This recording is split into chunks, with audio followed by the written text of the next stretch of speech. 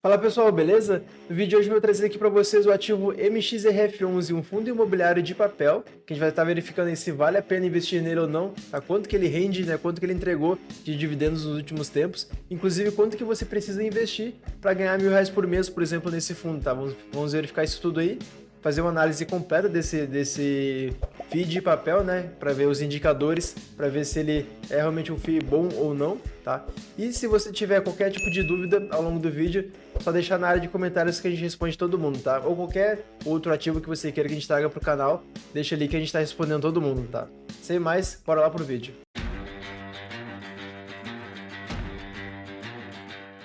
Então aqui de início, pessoal, eu gosto sempre de mostrar primeiro o boletim FI, né, o boletim mensal aqui dos fundos imobiliários, que ele traz ali algumas informações importantes e boas para a gente estar verificando, tá? Então primeiro aqui, ele sempre mostra a questão dos mais negociados, tá? Os fundos aí tem um volume de negociação alto, tá? Então a gente pode ver aqui nos top 10 do mês de julho, tá? De 2021, o MXRF ele aparece aqui em sétimo lugar, tá? Em negociação, e nos últimos 12 meses ele aparece em quarto lugar. Então esse fundo aí realmente ele ganhou bastante notoriedade, a gente vai ver depois no relatório dele, basicamente de 2019 para cá, né, muita gente começou a adquirir esse fundo, tá? Então ele tem criado uma liquidez muito grande aí, o que torna algo positivo, tá? Algo muito bom também, porque se está tendo essa notoriedade, alguma coisa ele tem para estar atraindo mais cotistas, né? Então vamos verificar aqui mais a fundo na apresentação individual desse FII, tá?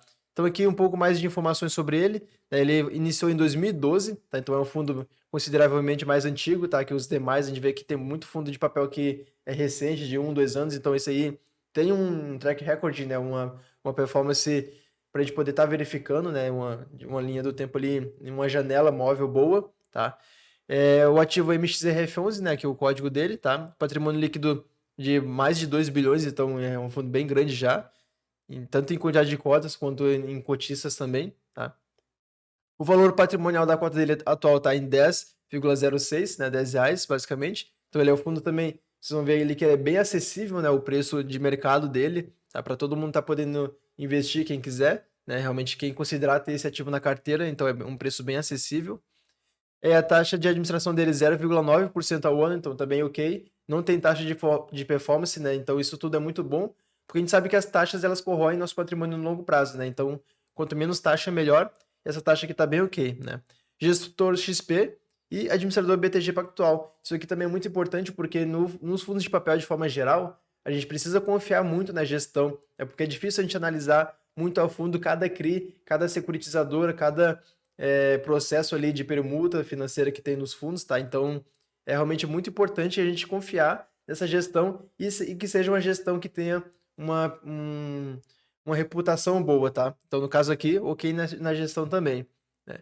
E aqui ele mostra algumas considerações, tá? Todo relatório mensal dos FIIs, eu recomendo sempre que vocês fiquem verificando, né, as palavras do gestor aos cotistas, que eles explicam aqui sempre sobre o fundo, o que está acontecendo naquele mês, qual que é a ideia do gestor para os próximos meses. Então é sempre bom você, como cotista de um fundo, estar acompanhando esse relatório, tá? Aqui mais para baixo a gente pode ver um pouco da distribuição de rendimentos. Então ele vai mostrar um pouco do fluxo financeiro, tá? As receitas aqui basicamente permuta, FII, CRI, né, LCI, renda fixa. E aqui a distribuição média por cota, a gente pode perceber nos últimos 12 meses que tem girado em torno de 0,072. Tá? E só em julho aqui também ele entregou 0,7. Então é esses 7 centavos aí, basicamente, né, que ele tem entregue para os seus cotistas é uma constância, tá? A gente vai verificar depois que ele tem esse rendimento constante, o que é uma característica boa também, essa previsibilidade da receita, tá? Da distribuição. Aqui um pouco do volume de negociação, então a gente sabe que ele realmente ganhou mais notoriedade a partir daqui ó, de 2019 para cá, né? Então ele começou a ter um volume médio diário maior, e aí essa liquidez toda é um ponto positivo também, tá? E o valor de mercado aqui da cota sempre meio que andando junto ali com o valor patrimonial dela também, sabe? Algumas vezes aí tem uma discrepância, né? Inclusive, atualmente está sendo negociado com um pouco de desagem, a gente vai ver um pouco mais sobre isso depois. Aqui ele fala da liquidez, né? Que eu expliquei para vocês. Aqui o resultado financeiro, então, essa tabela aqui ela mostra bem a questão do resultado, né? E aqui o resultado médio nos últimos meses aí. Então, desde agosto de 2020, né? Então a gente pode perceber que ele tem entregue realmente 0,07. Um mês ou outro que ele varia, ó, 0,6, 0,08, tá? Então, mas a média geral é esse 0,07, o que é muito bom a gente ter uma constância, né, uma previsibilidade de receita, porque essa é a ideia do fundo imobiliário. Você quer a receita, você quer aquele dividendo mensal, você quer aquela segurança dentro da renda variável que ele traz. Então, é bom sempre tentar assumir mais risco em outros tipos de ativo e não em fundo imobiliário. Então, esse é o fundo de papel aí que tá bem ok nesse quesito também, tá? Aqui um pouco mais o resultado financeiro dele, né? Então, de forma geral, grande parte é dos CRIs, tá? Que a gente vai ver depois. Um pouco da rentabilidade aqui comparado também com o NTNB, que, para quem não sabe, é o nossos títulos públicos do Tesouro Direto de longo prazo, né? Atrelado ao IPCA, e comparado ao IFIX, tá? Então, aqui mais no gráfico dá para ver melhor, né? A gente vê que ele é um fundo de papel que ele tá meio que sempre na média ali, tá? Ele tá sempre um pouco acima do IFIX, realmente, né? E de forma geral ele andou sempre também um pouco acima do NTNB, porém do ano passado para cá, né, com toda a situação da crise sanitária e tal, então ele tá aí meio que performando parecido com o nosso NTNB, tá? Isso aí é muito importante considerar, porque o fundo imobiliário ele precisa pagar um risco do prêmio, né, o prêmio de risco, né, que a gente chama, né, de você estar investindo em um ativo que tem riscos, né, que tem toda essa questão do mercado imobiliário por trás, diferente da taxa livre de risco, que seria essa taxa que o título público ali de longo prazo, o IPCA, ele paga, né? Então é sempre bom fazer uma comparação do dividend yield daquele fundo com o que é pago na taxa lá do IPCA, tá? Para a gente ver se realmente tem compensado investir naquele fundo ou não, tá? Isso é importante fazer essa comparação sempre. Aqui mais para baixo ele vai mostrar também o portfólio. É interessante a gente notar que basicamente 70% é CRI, tá? 15% caixa, 12% permutas financeiras de forma geral, tá? Ele também tem um pouquinho difícil, né, dentro dele mesmo, tá? Ele também compra cotas de outros fundos imobiliários, tá? Como a gente pode ver aqui. E aqui um pouco também da questão dos segmentos, tá? Diversificação por indexador também, isso que é importante, tá? Ele também tem uma diversificação boa dessa questão, a distribuição do portfólio por indexador, né? A grande parte aqui no CDI, tá? E tem, quer dizer, no IPCA, tá? E tem o GPM também. E aqui para baixo a gente vai ver um pouco mais sobre os fundos que ele possui. Então, como eu falei para vocês, ele tem cotas de outros fundos imobiliários, né? Basicamente esses daqui, para ter uma diversificação boa também, uma receita recorrente para o próprio MXRF, né? E aqui a parte importante dos CRIs, né? Que é a grande parte aí desse fundo é CRI.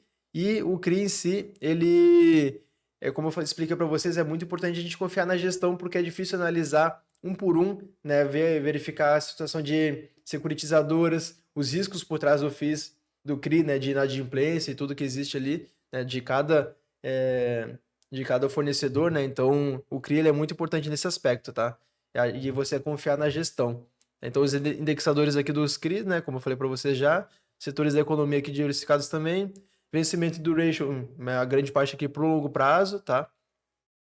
E o que eu ia mostrar para vocês aqui mais para baixo é a diversificação, tá? Então, ali em cima existe alguns comentários do gestor sobre cada CRI, mas eu queria mostrar para vocês a questão da diversificação, que é muito importante, né? Que tenha muitos CRIs nessa carteira, né?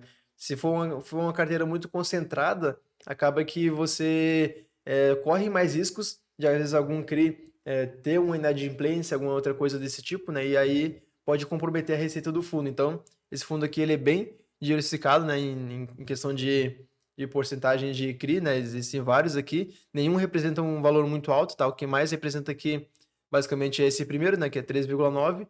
Então, não é concentrado em um único CRI ali também, né? Muito no patrimônio, tá? A grande parte é bem diversificado também, e isso aqui é interessante a gente notar, tá? Isso aqui é o que traz a segurança também para nós, como cotistas do fundo, tá? E aqui um pouco mais dos aspectos sobre os CRIs, ele vai destrinchar agora a questão do portfólio em si. Mas o que eu queria mostrar para vocês era basicamente isso. A gente vai agora para o Status Invest, né? Primeiro eu vou mostrar no IFIX. A gente pode perceber que o MXRF ele está aqui na 8ª posição, tá? Em questão de percentual no IFIX, né? Então, de papel, acima dele só tá o CPTS, né?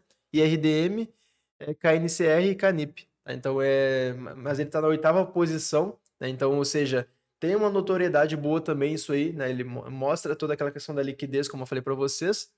E aqui, mostrando um pouco mais da parte de alguns indicadores, né? A gente vê que o valor atual dele está de R$ 9,97 no dia que eu gravo esse vídeo, então ele tem essa questão da acessibilidade, né? Você consegue facilmente comprar cotas dele, né, por um preço acessível, e acaba que muita gente, inclusive, às vezes sobra dinheiro da corretora ali, a pessoa vai lá, faz o seu aportezinho do que sobrou no fundo desse aqui, né, que já compra algumas cotas, tá? O dividend yield dele tá de 8,63%, então nos últimos 12 meses ele basicamente entregou 86 centavos, tá? Nos últimos 12 meses por cota isso aqui. Ou seja, se você quisesse ganhar, por exemplo, R$ 1.000 por mês nesse fundo, transformando no valor anual, para poder comparar com o dividend yield, que é anual, né? Então, transformando no valor anual, seria 12 mil por ano que você teria que ganhar, tá? E dividindo 12 mil por 8,63%, daria aí basicamente R$ 139.000 que você tem que ter investido nesse fundo para ganhar R$ 1.000 por mês. Tá? Isso aí é só para a gente poder ter um parâmetro, né? Não quer dizer que nos próximos meses, nos próximos anos vai ser assim também esse valor, mas só para a gente poder ter uma ideia. Então, R$ 139.000 investido no MXRF11 daria ali mais ou menos R$ 1.000 por mês. Tá? Para vocês terem um pouco de noção. Mas aqui para baixo também vai mostrar o PVP, tá? Então, como eu mostrei ali já no relatório, né? Então tá de 10,06 o valor patrimonial por cota.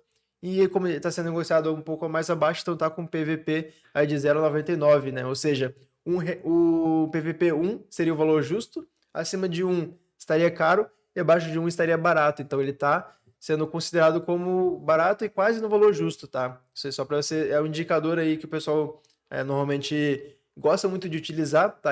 Não é o melhor indicador, na minha opinião, né, para a gente poder estar verificando, mas se você for entrar com aportes muito altos, né, ou então gosta de fazer comparações com isso aqui, talvez ele seja útil, tá? Agora, se você faz aporte mensal constante, né, visando longo prazo, ele é um dos indicadores menos importantes aí para você estar verificando, tá?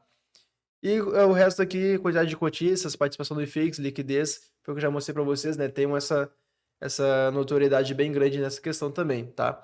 E por fim, para mostrar para vocês aqui a questão dos juros compostos, né? Então a gente vê que desde 2012 para cá, se você tivesse só ganhando com a valorização das cotas, seria essa linha aqui de baixo, tá?